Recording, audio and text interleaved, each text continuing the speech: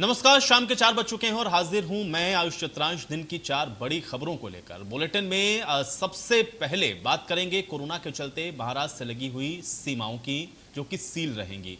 इसके साथ ही बात होगी गर्भवती महिलाओं के वैक्सीनेशन की भी। तीसरी खबर भी हम आपको दिखाएंगे, आईपीएस जीपी सिंह को हाईकोर्ट से झटका लगा है। साथ ही बारिश के चलते लोग कैसे परेशान हो रहे हैं, ये भी हम आपको बताएंगे। तो ये 4 खबरें, इन चारों ही खबर को हम आप तक विस्तार से पहुंचाएंगे। क्योंकि महाराष्ट्र से लगी हुई सीमाओं को अब सील किया जाएगा, ये जानकारी हम आपको विस्तार पूर्वक बताएंगे। बड़ी और महत्वपूर्ण बात यह भी है कि गर्भवती महिलाओं का वैक्सीनेशन आज प्रदेश के अंदर शुरू हो चुका है और जगह जगह पर गर्भवती महिलाओं को आज वैक्सीनेशन सेंटर्स पर यह वैक्सीन की डोज लगी है।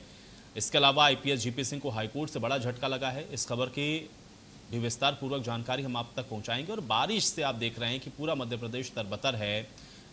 लगभग 11 जिले ऐसे हैं जहां पर भारी बारिश के चलते या तो सड़कें जलमग्न हैं या तो लोगों के घरों में पानी भर रहा है।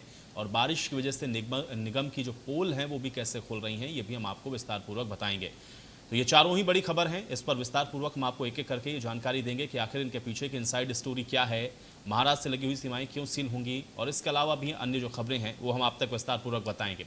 तो मध्य प्रदेश की पहले ही अब बारिश ने नगर निगमों की पोल खोल करके रख दी है। राजधानी भोपाल का हाल आप देखिए, क्योंकि रात भर हुई रुक रुक करके बारिश के चलते किसानों के चेहरे तो खिले हैं, लेकिन बारिश से सड़कों पर पानी भर गया है, रास्ते बंद हैं, राजधानी पानी पानी है। इसी तरह बारिश मध्य प्रदेश के कई शहरों में हुई है, जबकि होशंगाबाद संभाग, विदिशा, रायसेन, सीहोर, मंडला, उमरिया, डिंडोरी, जबलपुर, छिंदवाड़ा जिले में भारी बारिश की चेतावनी है। बिजली गिरने की भी मौसम विभाग ने चेतावनी जारी की है। ग्वालियर में हालांकि अभी मानसून के बाद ठीक तरह से बारिश नहीं हुई है, लेकिन गुरुवार को महज आधे घंटे की बारिश ने करोड़ों रुपए खर्च करके स्मार्ट सिटी बनने के शहर की सफाई व्यवस्था और सीवरेज सिस्टम की पोल खोल दी है।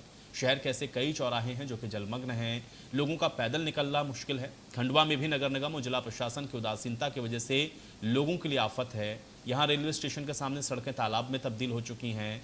रेलवे के लिए बनी 3 पुलिया भी उफान पर हैं। हरदा में भी बारिश से इलाका जलमग्न है और ये तब हो रहा है जब कुछ दिन पहले राजधानी भोपाल में ही नगर विकास मंत्री भूपेंद्र सिंह ने बारिश से आने वाली समस्याओं को लेकर बैठक भी की थी, निगम के अधिकारियों को निर्देशित भी किया था। लेकिन बावजूद इसके सड़क पर जलभराव साफ आप देख सकते हैं, लोगों को हर तरह से परेशानी हो रही है। उसी से जुड़ी कुछ तस्वीरें आपकी स्क्रीन पर भी हैं। तो चाहे भोपाल की बात करें, आप ग्वालियर की बात करें या अन्य बड़े शहरों की भी बात करें, और इसके अलावा भी अलग अलग जिलों की तस्वीरें आप देखें। 6 और तस्वीरें सनावद, मंदसौर, बैरसिया, शाजापुर, बैतूल, बुरहानपुर, इन सभी जगहों पर जो बारिश है वो लोगों के लिए आफत का सबब बनी हुई है, क्योंकि ये शहरों के वो शहरी इलाके हैं जहां पर आप देख सकते हैं सड़कें जलमग्न हो गई हैं। सड़कों के ऊपर बहता पानी ऐसा है मानो जैसे कोई दरिया बह रहा हो। लोगों को किस तरह से परेशानी का सामना करना पड़ रहा है उसका अंदाज़ा आप लगा सकते हैं, क्योंकि लोगों की घरों के अंदर पानी घुस रहा है, लोगों की दुकानों में पानी घुसा हुआ है, लोग परेशान हो रहे हैं। और इस समय बारिश कुल मिला करके आफत ज़्यादा बनी हुई है। हालांकि किसानों के लिए कहीं कहीं थोड़ी राहत की बात ज़रूर है, लेकिन ज़रा सी ही बरसात में जो प्रशासनिक व्यवस्थाएं उनकी पोल कैसे खुलती है उसकी भी तस्वीरें आपके लिए देखना ज़रूरी है।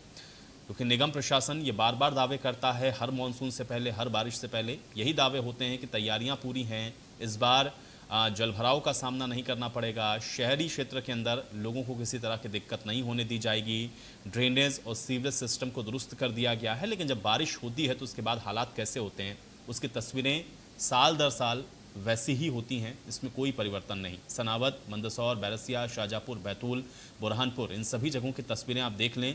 और यह हाल तब है जब बारिश अभी कहीं 1 या 2 दिन से हो रही है, या तो कुछ इलाकों में तो बारिश कुछ घंटों की ही है, लेकिन उसके बावजूद ऐसा नज़ारा है कि मानो बाढ़ जैसे हालात हों। और ये सोचने पर मजबूर करते हैं कि आखिर जो तैयारियां हैं क्या सिर्फ वो कागज़ों पर ही होती हैं, और अगर नहीं है तो फिर इन स्थितियों के लिए जिम्मेदार कौन है। क्योंकि शहरी इलाकों के अंदर जहाँ लोग रह रहे हैं, जहाँ पर रहवासी रहते हैं, जहाँ पर कॉलोनीज़ हैं, आवासीय कॉलोनियाँ हैं, वहाँ पर अगर ऐसे हालात बन रहे हो तो निश्चित तौर पर प्रशासन की बड़ी उदासीनता है। उसकी तस्वीरें आप देखें किस तरीके से, और ऊपर से लोग परेशान इसलिए भी हैं क्योंकि लोगों को अपने ज़रूरी कामकाज के लिए निकलना ज़रूरी है, लेकिन जान भी जोखिम में रहती है। और कई बार आपने हादसे भी इन बारिश के पानी की वजह से देखे होंगे।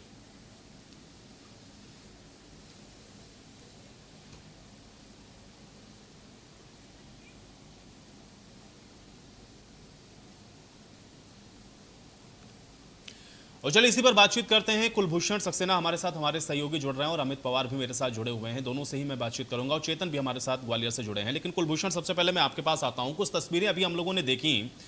हर बार हम लोग देखते हैं कि यही दावे होते हैं कि इस बार निगम प्रशासन तैयार है, और अभी भी मानसून से पहले हम लोगों ने देखा कि नगरीय विकास मंत्री की तरफ से बाकायदा बैठक भी होती है, लेकिन उसके बावजूद भी राजधानी के इलाकों में बारिश के बाद पानी भर जाना, जलभराव की स्थिति होना, क्या स्थिति है इस समय और उसके पीछे की वजह क्या है? अपडेट करें कुलभूषण। बिल्कुल, पहले तो मौसम की बेरुखी देखी जा रही थी, क्योंकि मध्य प्रदेश सहित मध्य प्रदेश के कई ऐसे जिले हैं जहां पे बारिश नहीं हो रही थी। गर्मी और उमस से लोग परेशान हो रहे थे। हालांकि जब नहीं हो रही थी गर्मी और उमस से लोग परेशान हो रहे थे। हालांकि जब पिछले 3 से 4 दिनों से लगातार बारिश हो रही है, कई जिलों में ये स्थिति नज़र आ रही है कि जिलों में पानी जल भराव की स्थिति देखी जा सकती है। इसके साथ ही राजधानी भोपाल में भी कई ऐसी तस्वीर सामने आई कि जो निचली बस्तियां हैं वहां पे जल भराव की स्थिति देखी गई। लोगों के घरों के अंदर पानी वहाँ पे जो है पानी घुस चुका है। ऐसी स्थिति में यहाँ पे सीधे तौर पे जो प्रशासन की लापरवाही है वो देखी जा सकती है कि किस प्रकार से प्रशासन की पूरी पोल पहले ही बारिश में खुल चुकी है, क्योंकि नगरीय प्रशासन मंत्री भूपेंद्र सिंह ने इसको लेकर बैठक भी बुलाई थी और बैठक में सीधे तौर पे दिशा निर्देश उन्होंने जारी किए थे कि बारिश शुरू होने के पहले जितने भी नाले नालियाँ हैं उनकी साफ सफाई करा दी जाए, और जो बड़े नाले हैं उनकी भी साफ सफाई की जाए, नहरों की साफ सफाई की जाए, जिसकी वजह से जो पानी के जाम की स्थिति उत्पन्न होती है जब बारिश होती है, तेज बारिश होती है या कंटिन्यू। ठीक है कुलभूषण, मैं आपको रोक रहा हूं, इस बीच में अमित का रुख कर लेता हूं। अमित, जरा तस्वीरों के साथ दिखाइएगा किस तरीके की स्थिति बैतूल में है, क्योंकि तस्वीरें वहां से जो लगातार आ रही हैं, बाढ़ जैसे हालात हर तरफ देखने को मिल रहे हैं। लोगों के घरों और मकानों में भी पानी घुसता हुआ वो तस्वीरें हम लोगों ने देखी हैं। आप जहां मौजूद है वहां की स्थिति तस्वीरों के साथ दिखाएं, क्या अपडेट है अमित? जी, मैं आपको बता दूं कि पिछले 4 दिनों से हो रही लगातार बारिश की वजह से जो ग्रामीण क्षेत्रों में है, इन ग्रामीण क्षेत्रों में भयानक स्थिति देखने को मिल रही है कि लोगों के जो बाढ़ की स्थिति होने के कारण और जो लगातार बारिश हो रही है उसके कारण लोगों के घरों में पानी घुस गया। और सबसे बड़ी लापरवाही यहाँ पर यह भी देखने को मिल रही है कि जो यहाँ से बस चालक है जो लोगों की जान जोखिम में डालकर यहाँ से जो बसों को नदी के पुलियों पे से रफ्तों पे से निकाल रहे हैं, लेकिन यहाँ पर जो समझाइश देने के लिए कोई भी पुलिस अधिकारी या प्रशासनिक कर्मचारी यहाँ मौजूद नहीं रहने के कारण इस तरह की लापरवाही अधिकतर देखने को मिलती है। यह कोई पहला मौका नहीं है जो इस तरह की तस्वीर देखने को मिल रही है, लेकिन हर वर्ष इस तरह की तस्वीर सामने आती है, लेकिन अब जो जिला प्रशासन है वो मौन ही रहता है। हालात ये है कि अब अमित, मैं ये चाह रहा हूं कि जो तस्वीरें जहां आप मौजूद हैं उन तस्वीरों को जरा दिखाएं, और जहां पर आप इस समय खड़े हुए हैं उस जगह की भी हालात को जरा दिखाएं, ताकि समझ में आए कि किस तरीके की स्थितियां वहां पर हैं, और ये भी साथ में बताएं कि कारण क्या है कि साल दर साल ऐसी स्थितियां वहां पर बनती हैं। अमित, तस्वीरें दिखाएं। जी, आप मेरे पीछे देख सकते हो कि नदियों की जो छोटी नदियां हैं, जो छोटी नदी से लेकर बड़ी नदियां, पूरी स्थिति यह है कि अभी नदियों में 4 दिनों की बारिश के कारण ही लबालब भरी हुई है। और स्थिति यह है कि थोड़ी सी बारिश के कारण जो है वह नदियों के पुलियों जो रफ्ते हैं उसके ऊपर से पानी पूरी तरह से चले जाता है और लोग यहाँ इस जान जोखिम में डालकर इस पुलिया पार करते नजर आते हैं। हालात यह है कि जो ड्रेनेज सिस्टम की बात जो अधिकारी करते हैं वह पूरी तरह से यहाँ पर फेल नजर आ रहा है। जो साफ सफाई की, जो नदियों की साफ सफाई और समय समय पर जो मॉनिटरिंग की बात की जाती है वो पूरी तरह से फेल नजर आ रही है। अब ये तो जो बारिश की स्थिति है तो अभी शुरुआत है, लेकिन आगे की स्थिति और भी भयानक हो सकती है अगर समय रहते प्रशासनिक अधिकारियों ने अगर इस ओर ध्यान नहीं दिया तो। चेतन, ग्वालियर में तो महज कुछ घंटों की बारिश में हम लोगों ने देखा कि किस तरीके की स्थितियां वहां पर बनी, और खासतौर से स्मार्ट सिटी में ग्वालियर का जब जिक्र होता है, जो स्थितियां दिख रही हैं, ऐसे स्मार्ट सिटी कैसे बनेगा और वजह इसके पीछे क्या समझ में आ रही है? अपडेट करें चेतन, ग्वालियर में क्या इस समय स्थिति है?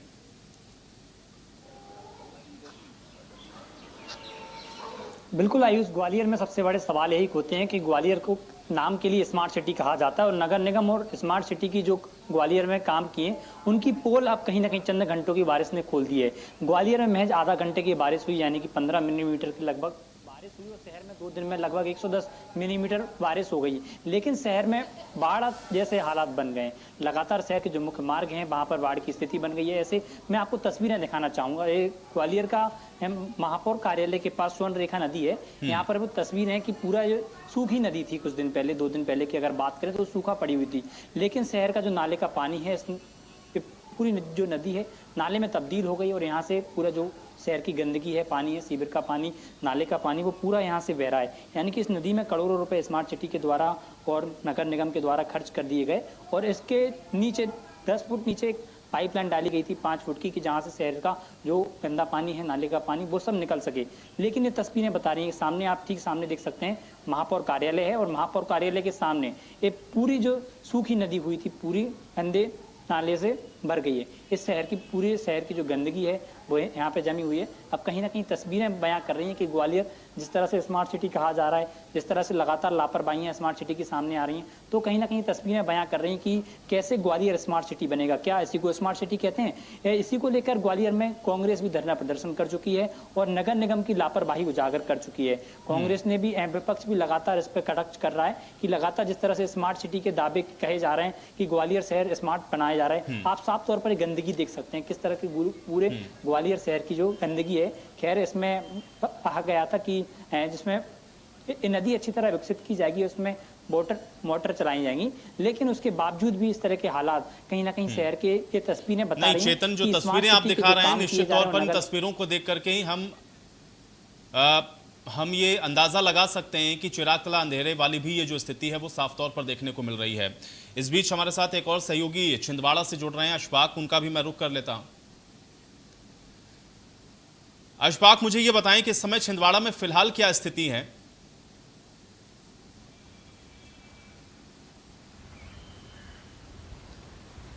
देखिए, बिल्कुल मैं आपको बता दूं कि पिछले 4 दिनों से छिंदवाड़ा में लगातार बारिश हो रही है और जो है यहाँ पर अच्छी बारिश भी छिंदवाड़ा में देखी जा रही है। हमारी मौसम विभाग से बात भी हुई, मौसम विभाग ने हमें बताया भी कि छिंदवाड़ा में पिछले 3 दिन से अच्छी बारिश है और अगले 2 दिन तक और अच्छी बारिश होने की संभावना है। किसानों को इससे फायदा भी होता नजर आ रहा है और अगर हम अप्रैल माह से जो मानसून का सत्र शुरू होता है उससे अब तक की बात करें तो 444 mm बारिश छिंदवाड़ा में दर्ज की जा चुकी है। वहीं पिछले 2 दिनों के अंदर जो है 70 mm से ज्यादा बारिश छिंदवाड़ा में दर्ज की जा चुकी है। लेकिन हम अगर आसपास के क्षेत्रों की बात करें, जहां नदी नालों के पुल की बात करें, पूर की बात करें, तो छिंदवाड़ा में एक बिछुआ के पास सौंसर विधानसभा का क्षेत्र है, जहां पीपला नारायणवार करके एक जगह है, वहां की जो नदी है उस पर जो है कल से आज तक एक पूर आ गया है। घंटों से वहां पर आवागमन जो है वो बाधित है। जो आसपास के क्षेत्र के गांववासी हैं उनको आने जाने में भारी समस्या का सामना करना पड़ रहा है। लोगों का संपर्क जो है वो आपस में टूट गया है।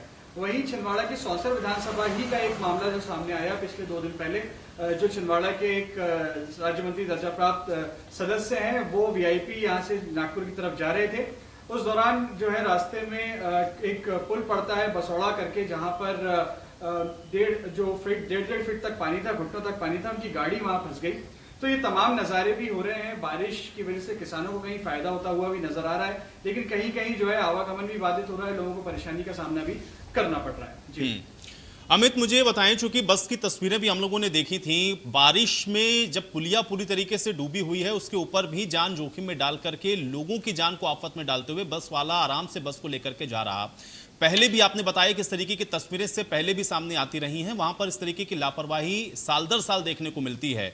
वजह क्या है कि इसके ऊपर कोई अंकुश या लगाम नहीं लगती, और अगर कोई हादसा होता है तो उसकी जिम्मेदारी और जवाबदेही किसकी है? प्रशासन का क्या कहना है इन तस्वीरों के सामने आने के बाद? इसको भी अपडेट करें अमित। तस्वीर सामने आई है उसको लेकर अभी तक बस चालक या बस ऑपरेटर के खिलाफ किसी प्रकार की कोई कार्रवाई नहीं की गई है। और देखने को मिल रहा है हर वर्ष इस तरह की लापरवाही सामने आती है, लेकिन कोई भी बस चालक के खिलाफ इस तरह की कार्रवाई नहीं की जाती है। हादसे होते रहते हैं लेकिन अधिकारी इस ओर किसी प्रकार का कोई ध्यान नहीं देते। जब घटना होती है तो अधिकारी इसे कोई अपना पल्ला झाड़ते नजर आते हैं। अब एक तस्वीर दूसरी यहाँ पर देखने को मिली थी, जो सारनी क्षेत्र में एक जो अधिक बारिश हुई थी और खेतों में पानी भर गया था नदियों का, तो उस वहां पर रेस्क्यू करके जो पुलिस अधिकारी कर्मचारी है उन लोगों ने रेस्क्यू कर इन ग्रामीणों को भी ये बाहर निकाला।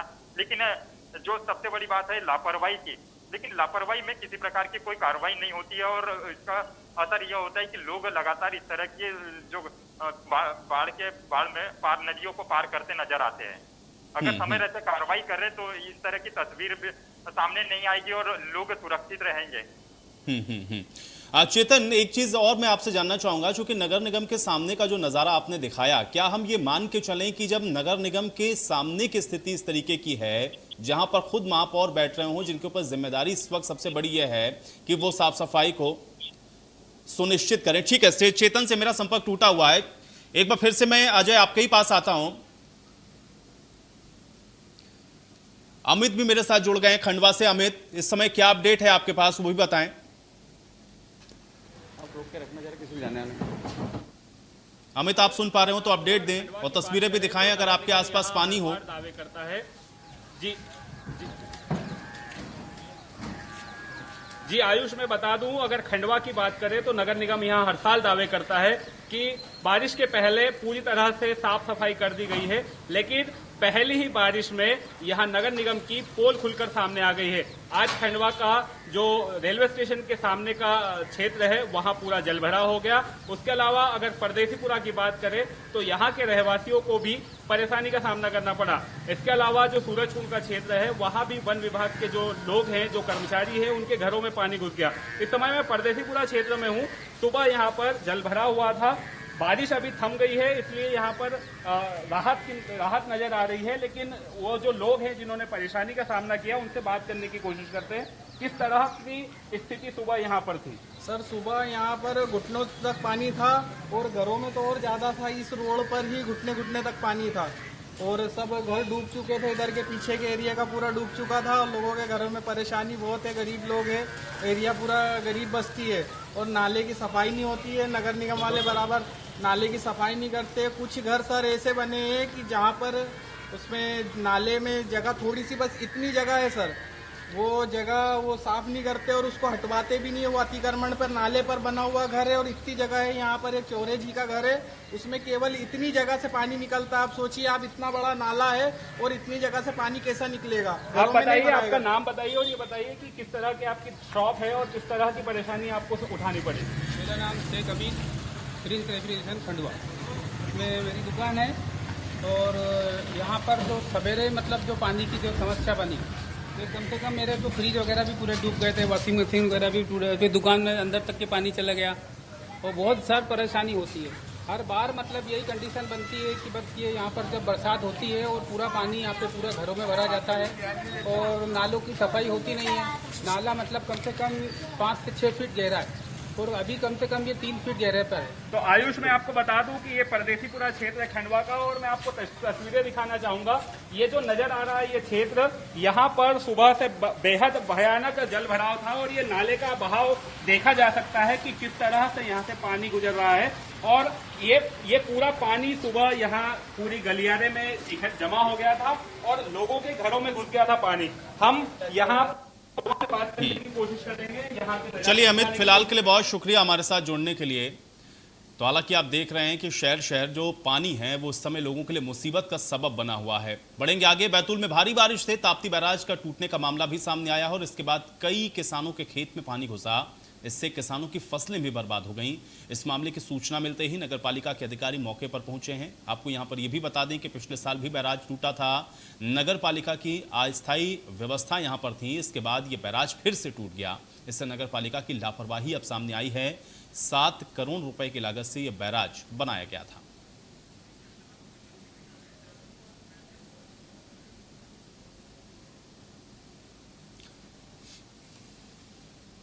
और चलिए अब आपको छतरपुर की भी एक तस्वीर दिखाते हैं जहां पर कुछ डूबते हुए युवक को बचाया गया पुलिस वालों के द्वारा। यह तस्वीर भी आपके लिए देखना जरूरी है क्योंकि पुलिस वाले किस तरीके से मददगार बनकर पहुंचे। ये तस्वीरें छतरपुर की हैं जहां पर एक शख्स जो कि पानी के तेज बहाव के बीच में अचानक से फंस गया और डूबने लगा, जिसके बाद वहां पर मौजूद पुलिसकर्मी के द्वारा उसको बचाया गया। अपनी जान को जोखिम में डाल करके किस तरीके से रेस्क्यू किया गया, कैसे बचाया गया, उसकी तस्वीरें भी हम आपको दिखा रहे हैं। और निश्चित तौर पर यह सराहनीय कदम है पुलिस का और पुलिस की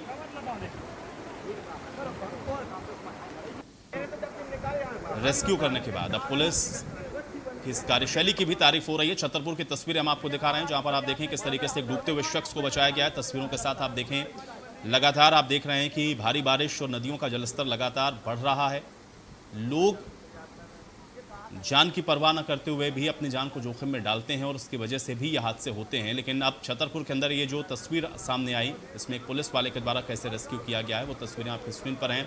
इस पुलिस वाले ने जान बचाई इस शख्स की जो कि डूब रहा था, और अब इस पुलिस वाले की सराहना भी की जा रही है। और निश्चित तौर पर एक जोखिम भरा भी काम था, क्योंकि नदी का बहाव आप देख सकते हैं कि कितना तेज है, और अपनी जान को जोखिम में डालते हुए किस तरीके से इस पुलिस वाले ने तत्काल उस शख्स की सहायता की और उसके बाद उस शख्स को वहां से सकुशल बचाया गया है। ये छतरपुर की तस्वीरें, क्योंकि बारिश और नदियों का बढ़ा हुआ जलस्तर, इस समय लगातार इस तरीके की तस्वीरें सामने आती हैं जब लोग या तो किसी कारणवश ऐसी स्थिति में फंसते हैं, या फिर कुछ लोग जान को जब जोखिम में डालते हैं तब भी इस तरीके के हादसे सामने आते हैं। हालांकि ये शख्स जो कि पानी के तेज बहाव के बीच में फंसा हुआ था, उसको रेस्क्यू किया गया, बचाया गया पुलिस वाले के द्वारा।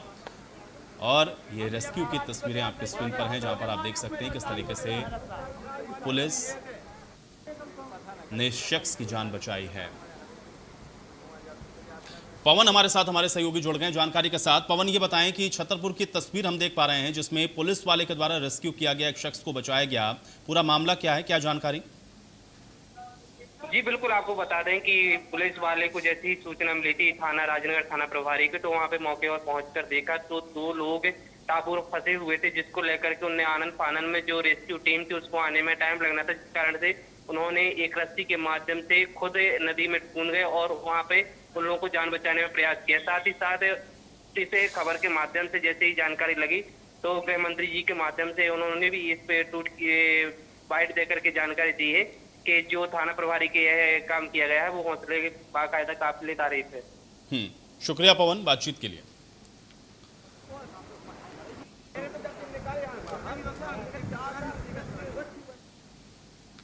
और चलिए इसी के साथ इस बुलेटिन में मेरे साथ फिलहाल इतना ही।